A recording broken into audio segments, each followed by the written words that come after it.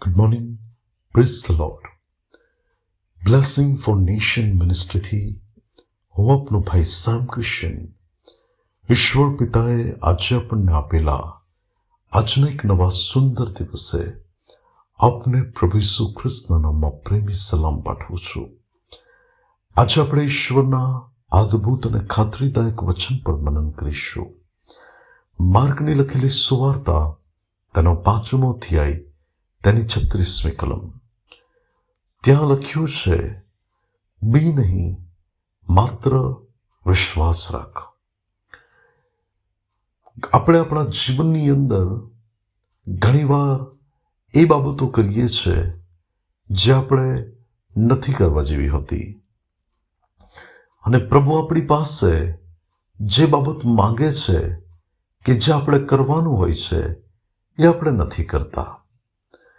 આ જગ્યા ઉપર એક ઘટના છે કે જે ઘટનાની અંદર તમે જો અભ્યાસ કરશો માર્કની સુવાર્તાના 5મા અધ્યાયની અંદર, તો ત્યાં એક સભાસ્થાનનો અધિકારી છે અને એ વ્યક્તિની જે વહાલી દીકરી છે એ દીકરી મરી ગઈ હોય છે.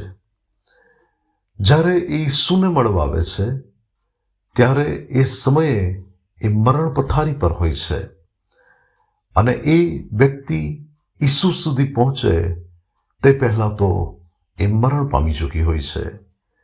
ત્યારે સભાસ્થાનના અધિકારીને લોકો એવું કહે છે કે હવે તું ગુરુને તસદી ના આપ, કારણ કે તારી દીકરી મરી ગઈ છે.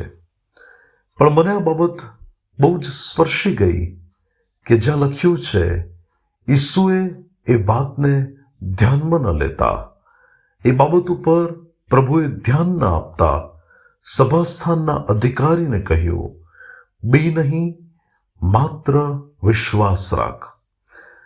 ખ્રિસ્તમાં મારા વાલા ભાઈઓ અને બહેનો, આપણે ઈસુના જેવા બનવાનું છે કે જીવનમાં અમુક એવી પરિસ્થિતિઓ કે જ્યાં આપણે ધ્યાન પર નથી લેવાની.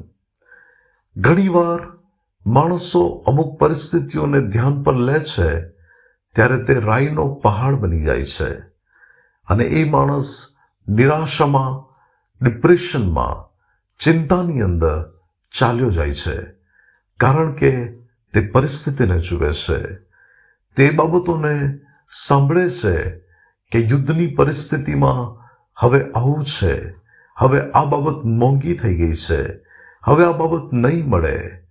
ત્યારે પ્રભુ નથી ઈચ્છતા કે આપણે એ બધી વાતો પર ધ્યાન આપીએ. પરમેશ્વર તો દરેક પરિસ્થિતિની અંદર આપણી સાથે છે. યશાયા 41:10 પણ લખ્યું છે, બીમાં, કેમ કે હું તારી સાથે છું. અને આ જગ્યા પર પ્રભુ કહે છે કે બીશ નહીં, માત્ર વિશ્વાસ રાખ. અને વાલાઓ, હિબ્રુ 11:6 પ્રમાણે વિશ્વાસ વગર ઈશ્વરને પ્રસન્ન કરવા એ તો બનતું નથી. હિન્દી અનુવાદમાં બહુ સુંદર લખ્યું છે, વિશ્વાસ કે બગર પરમેશ્વર को प्रसन्न करना अनहोना है. એટલે કે પ્રભુ વિશ્વાસ વગર પ્રસન્ન નથી થતા. ત્યારે મારે ને તમારે તો દરેક પરિસ્થિતિ પર વિશ્વાસ રાખવાનો છે, બીવાનું નથી. જે વાતો નકામી છે એની પર ધ્યાન નથી આપવાનું. નકારાત્મક શબ્દો પર, નકારાત્મક પરિસ્થિતિ પર ધ્યાન નથી આપવાનું. અને આપણે તો પ્રભુ ઈસુ પર વિશ્વાસ કરવાનો છે કે જે પ્રભુ દરેક પરિસ્થિતિમાં આપણા માટે અદ્ભુત ચમત્કાર કરી શકે છે. ડૉક્ટર જો એવું કહેતા હોય કે હવે આ પરિસ્થિતિમાં તમારા માટે આ જીવન આવું જ રહેશે, તમારે આ જીવન ગોળીઓ ખાવી જ પડશે, ડૉક્ટર એવું કહે કે હવે આ પરિસ્થિતિમાં કશું નહીં થઈ શકે, તો તમારે એ વાત પર ધ્યાન ન આપતા બીવાનું નથી.